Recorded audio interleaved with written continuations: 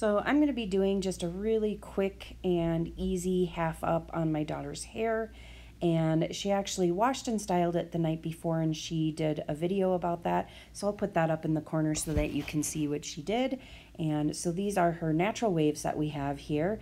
And I just sectioned off the hair to get better control over it, and then I'm smoothing out the top here to get rid of frizz. However, I'm not slicking it down. In fact, I'm pushing it up a little bit to get a little bit of volume, and also so that we can see the natural waves and texture in her hair versus slicking it all the way down. And then I'm just pinning everything where I want it to be, just bringing it back there and pinning it. And in a minute you'll see that I crisscross the bobby pins and make an X out of them, and this helps to really hold and lock them in place so that they can't slide out. There are those little bumps on the bobby pins, and that's what kind of interlocks with each other and keeps them from sliding back out.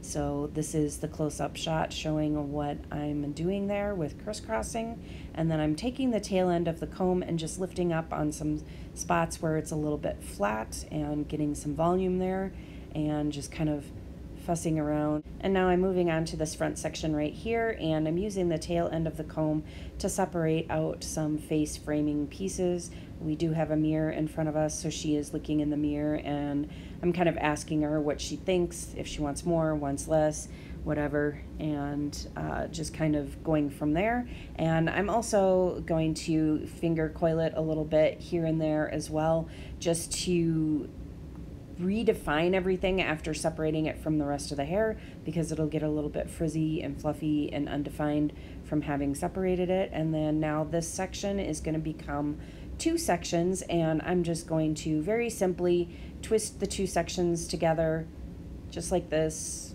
down to the ends, and then I'm going to bring it across and pin it into place over the top of the other bobby pins, and that bobby pin is going to interlock with the bobby pins underneath to really hold it nice and secure. And then I'm going to do the same thing on the other side over here. I'm going to separate out the face framing pieces, and just because of how she parts her hair, the side is going to have slightly more face framing pieces, and again some more finger twirling to get the definition back in there and to get rid of the frizz, although at the end we'll be kind of touching all of that up a little bit more as well, but you'll see that when we get there. And so still more fussing around. I think I fussed around on this side a little bit longer than the other side, so we just kind of continue this, and I don't know, she's trying to get me to finger coil it in the other direction, which isn't going to matter at this point anyway. We'll deal with it later, but at least it helps to define it, and we can kind of get a good idea of what it's going to look like when it's finished. So now I'm making the two sections again, and we'll be twisting those two together just like I did on the other side, and then securing it in place with a bobby pin. And now you could actually leave it just like this, because this looks pretty just as it is. It covers up the bobby pins that are underneath, and it gives some nice texture in the back there, and it could stay just like that. But I decided to lift some of her hair up over that, and I'm getting ahead of myself, but that's fine. But yeah, just fussing around, making sure everything is nice and secure. And now I'm going to start lifting up the hair, and I'm doing this because it's going to create some more layers in the back and a little bit of volume, and it's just going to add a little bit more interest and a little bit more movement. But like I said, you don't really have to do this part. You can go ahead and just leave it the way that it was.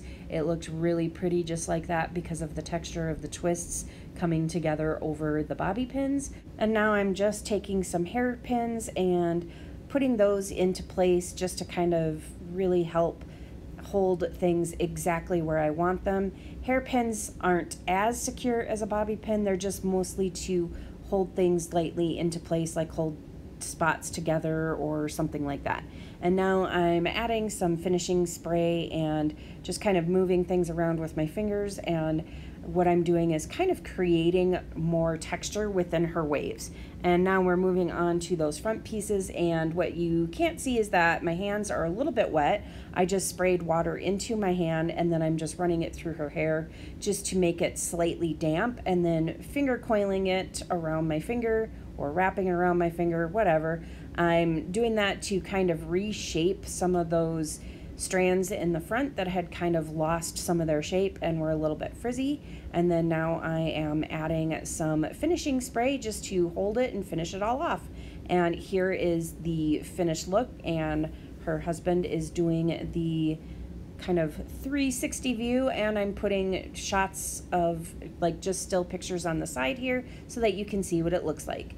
Hopefully you enjoyed this video, and as always, thank you for watching.